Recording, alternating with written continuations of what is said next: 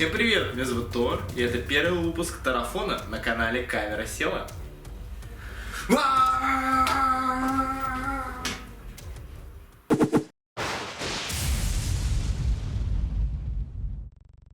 Прежде чем начинать разбирать по кусочкам знаковый период в жизни Тора, знаковость которого многие недооценивают, нужно немножко поговорить о самом персонаже.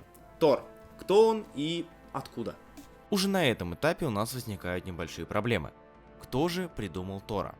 Вот и нет. В этом ролике вы не услышите ответа на вопрос, кто же он, этот создатель. Потому что сказать наверняка уже никак нельзя. Ли, разумеется, говорит, что он царь, бог и мастер пера с фантазией от бога, извините за тавтологию. Кирби говорит обратное. Ладно, от этой тонкой темы я лучше отойду. В общем, если верить вышеупомянутым джентльменам, наш Тор появился потому что, цитата Стэна, единственным персонажем, который мог бы затмить тех, кого мы придумали ранее, был супер-бог. И действительно, так как супергероика стала новым пантеоном, добавление туда скандинавской мифологии, или ее представителей, казалось вполне интересным решением. Поэтому ее и взяли за основу, которую могли и которую стали адаптировать для реализации в комиксах.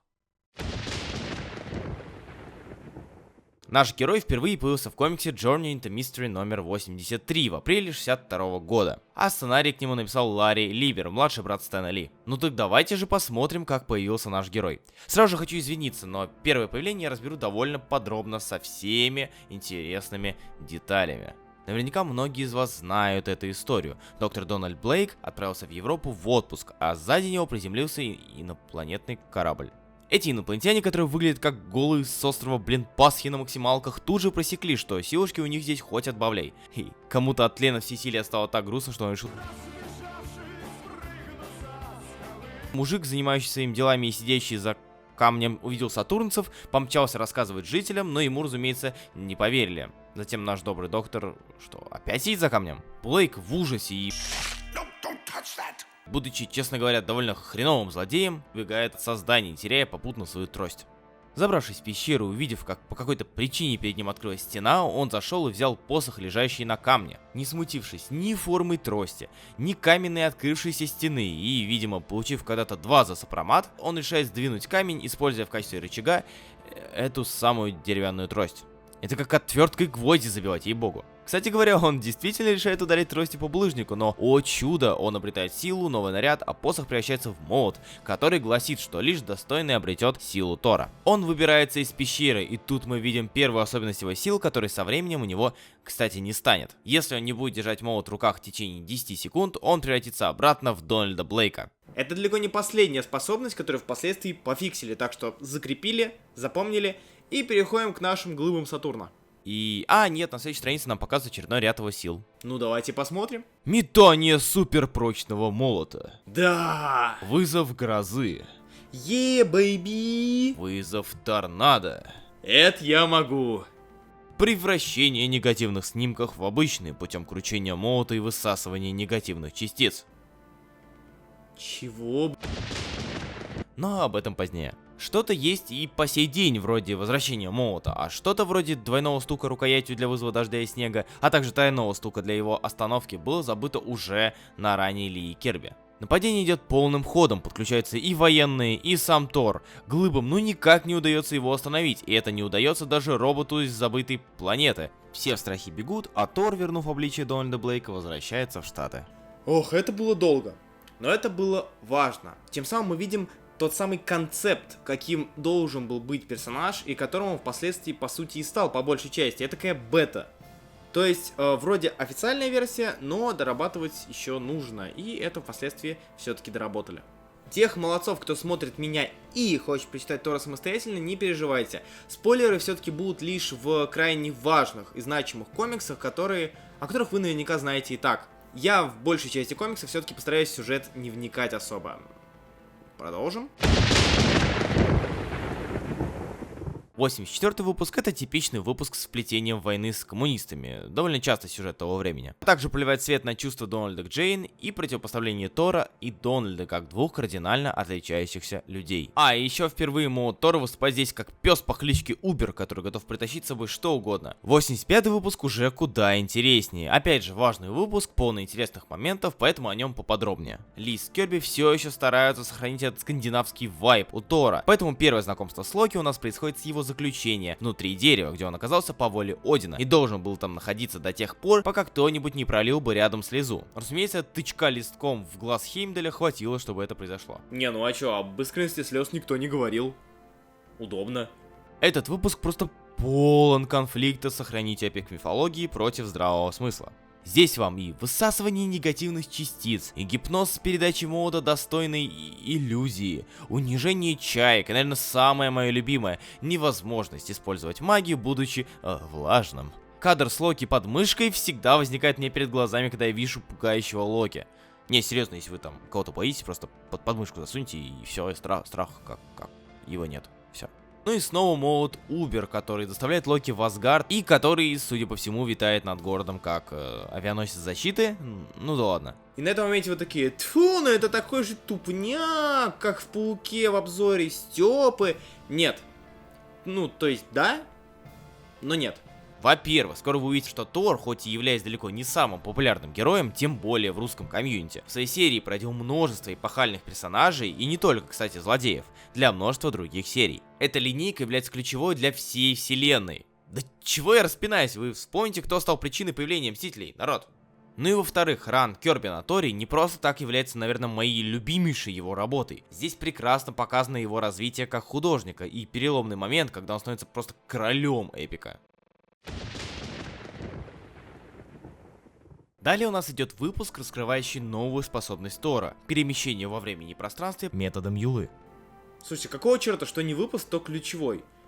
Да, отмените мне, пожалуйста, все встречи на сегодня.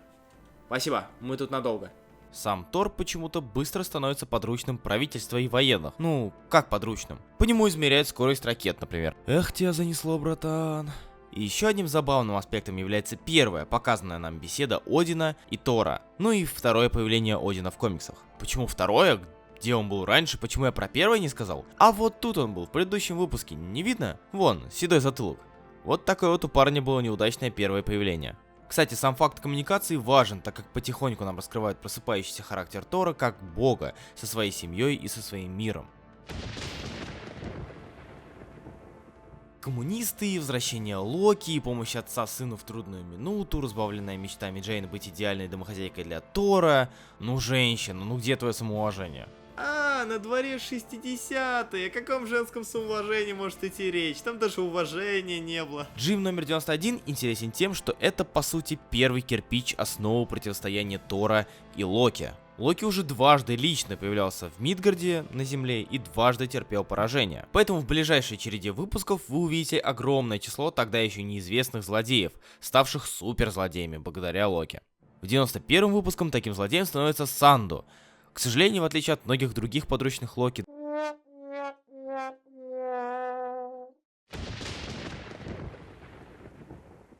в 92-м выпуске Тор же полноценно гуляет по Асгарду в поисках пропавшего молота. Прошу вас обратить внимание на эстетику и на одежду асгардцев. Пока у нас остается стандартная скандинавская картина: меха, железо, простые шлемы. В 93-м выпуске у нас появляется радиоактивный человек, строго военный выпуск, коммунисты и Китай. Данный выпуск, как и многие похожие, был направлен на то, чтобы дети, читающие комиксы, меньше боялись возможной ядерной войны. 94-й же выпуск вам понравится. Каждый раз, когда появляется Локи, градус безумия начинает шкалить не по-детски. Чтобы загипнотизировать Тора, Локи отвлекает его, чтобы возвращающийся к нему внимание, сука, Мёльнир, стукнул его по тыковке. Что это, братья, натворило? Зачем всесильный Один переодевается и где он прячет свою бороду? Все это вы найдете в 94-м выпуске «Путешествие в тайну». Злой дубликат, безумный Мерлин, во всем этом прочитаете сами. Нам интересен 97-й выпуск. На первый взгляд, ничем не примечательная история про очередное создание Локи, бросившее вызов Тору, но интересно нам другое. Нам интересны последние 5 страниц, ведь именно с этого выпуска последние 5 страниц путешествия в тайну стали отдавать под Tales of Asgard. Да, самые что ни на есть скандинавские легенды, истории из прошлого, с самого начала времен, история зарождения мира, богов, войны и эпик. То, что затем перелилось и в основные истории Тора. То, что стало первой ласточкой Кёрби в создании божественного эпоса. Ну и то, ради чего хочется читать данный комикс. Но есть в этом и минус. На фоне столь масштабных и красивых Tales of Asgard, первая часть комикса истории про наш мир кажется слишком уж блеклыми. Помню, как при первом прочтении я ждал именно этих последних 5 страниц. Я специально постараюсь обходить Tales of Asgard в ролике стороной, именно для того, чтобы каждый из вас, кто заинтересуется Тором и комиксами про него, сам пришел и прочел их.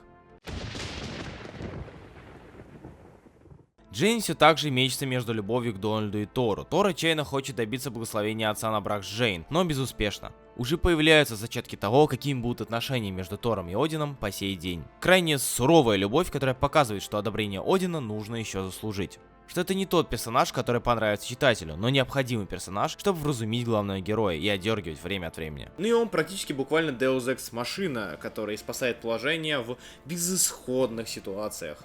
Не без этого.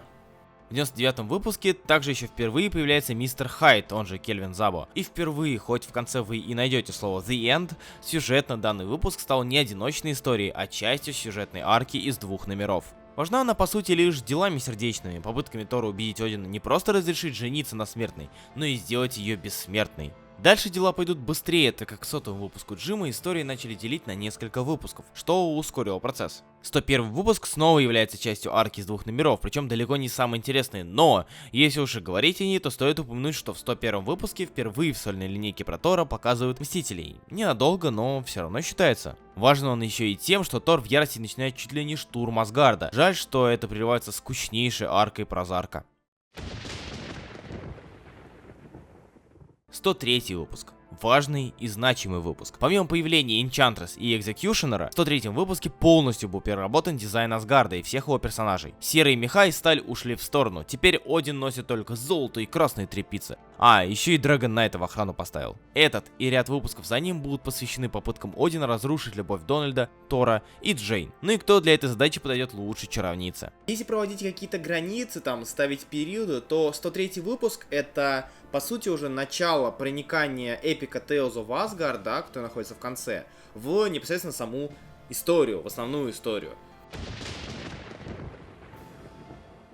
104-й выпуск каким-то образом вместил в себя и неожиданный откат от деяний до предыдущего поколения, и воспоминания Одина о посещении Земли. Но при этом в нем состоялась нешуточная битва гигантов, а именно Скага и самого Суртура против Тора, Бальдора, которого мы пока видели лишь камео, и самого всесильного Одина. Битва настолько масштабна, насколько позволяет 10 страниц, на которых она располагается. Однако затем нас ждет почти десяток крайне средних выпусков, на которых я не хотел бы останавливаться. В них вы найдете и Магнета, и объединившихся злодеев, и столкновения с Халком. Но если вам интересно, ознакомьтесь сами. Лучше мы перейдем к 113-му выпуску «Путешествия в тайну». Интересен он тем, что уже в основной истории шире раскрывается мифология Асгарда 616-й вселенной. Мы видим огромное число богов, мы знаем Бальдора и многих других. Нам показывают, что Асгард не стагнирует и не висит в вакууме, что там тоже что-то происходит. Например, битвы с дьявольскими солдатами Йотунхейма. Да, того самого, где мы привыкли видеть ледяных гигантов. А также Дональд Блейк признается Джейн в том, что он Тор. Джейн узнала, кем является Тор на самом деле, и что же будет дальше? Раскрытие тайной личности, это же, черт возьми, важно. А дальше будет вот что. Дальше... Прием! Прием! Сын мой! Ты меня слышишь? Прием! Приемный! Ты приемный! Так, камеру убирайте, камеру убирайте. Ладно, шутки в сторону. Убирайте Ты камеру. нужен Асгарду! Ты нужен мне! Это дело первостепенной Убрали? важности! Внемли моей просьбе! Да, пап, что такое? Слушай, выручи старика, сгони за пивасиком в Чехию. Тут сейчас хоккей начнется. Вот ты сам не можешь там? Ну, сынок, я в Мидгарде не был уже целую вечность. Пап, я снимаю. Ну ты же мой любимый сын! Хочешь, потом Локи темный устроим? Ладно, Спасибо, Торик. ладно. Включайте там. Здравствуй, дорогой друг. Снова здравствуй. К сожалению, в Асгарде огромные проблемы. Напали ледяные великаны, и мне нужно срочно лететь помогать отцу. Это очень важная миссия, и я вернусь. А когда я вернусь, я расскажу о том, что было дальше с Тором. В общем, до скорой встречи. До второй части Тарафона. Типа, подписывайтесь на канал, там, ставьте колокольчики, чтобы не пропустить. В этот раз это очень важно, потому что это связанные друг с другом выпуски. В зависимости от того, как воспринят народ данный формат, данную рубрику, вообще вот данный ролик, Я очень надеюсь, что хорошо, потому что я очень ставлю много на этот проект, потому что это, черт возьми, довольно масштабная хрень. Вот, так что подписывайтесь, ставьте лайк, репостите обязательно видео, если вам оно понравится, если оно вам помогло. Пишите комментарии, что исправить, что изменить. Кроме моих волос, они останутся до последнего. И шлем и молот. Так что, ну и спасибо, что смотрели, и всех благ.